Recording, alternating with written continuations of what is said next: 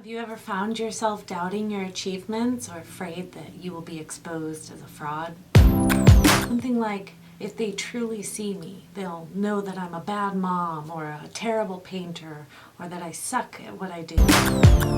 Do you secretly harbor feelings of being found out? Well, if you do, you're not alone. Research from 2011 suggests that nearly 70% of us experience the effects of imposter syndrome at least once in our lives. Now, some people experience the feelings of imposter syndrome for a short period of time after an achievement or after starting a new position or job, while others may experience the feelings throughout their lifetime. Or I certainly see how it shadowed many experiences throughout my life. You can only imagine how I felt when I recently found out that people like Mayo Angelo, Marie Forleo, or Laura McClellan from The Productive Woman all share similar experiences. Maya Angelou stated, "I have written 11 books, but each time I think, uh-oh, they're going to find out now. I've run a game on everybody and they're going to find me out." So there's several types of imposter syndrome. The end result is usually a feeling of self-doubt or shame or not deserving of the successes and achievements that you have accomplished. One type is the expert. They continually hunt for new information, which prevents them from completing tasks and projects. The perfectionists who aim for perfection often have high levels of anxiety, doubt, and worry, especially if they fail to achieve their goal. The natural genius, people who fall into this category, fail to recognize that nearly everyone needs to build upon their skills throughout life to succeed.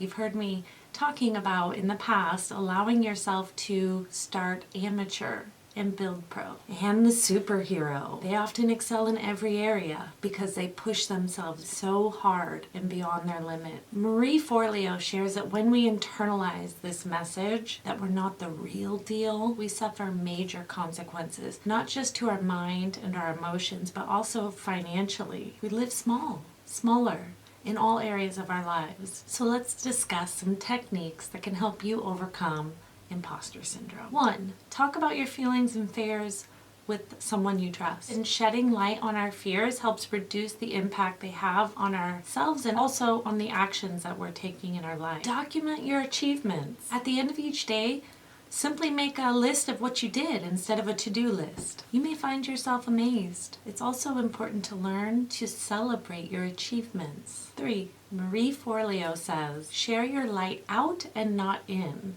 This is the basic concept that if you are focused on your art, whatever you're creating, your clients, helping others, that you can't have the light turned in on your own insecurities or shames or feelings of doubt. With your light turned out, you're able to help others and ask yourself things like, what do they need? When you feel shame, it's time to get out of yourself and help someone else. 4. Let go of perfectionism. Accepting yourself as a flawed human being allows you to live a life with grace.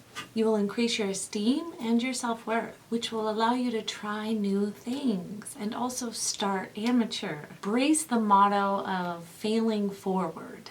This is a great time to practice self-compassion techniques like supportive touch. I have a whole video out on how to implement this technique in a time of need. 5. Become aware of your negative thoughts and challenge them. Ask yourself, is this true? It's during this time that you can create a positive mantra that helps empower you to do the work you're doing. Something like, Mandy, you got this. 6. Marie also shares having a hype file. This is a document of people's positive remarks. This may seem or feel silly initially, however, it really works. So write down people's testimonies of the work you're doing or what you're creating. When people give you positive feedback, make sure to write it down and keep a list for the times that you're feeling self-doubt. I often use my webpage for this because there's so many incredible testimonies on there that the times that I feel discouraged is very uplifting. 7. Count your wins. Thanks to negativity bias, it's not natural for us to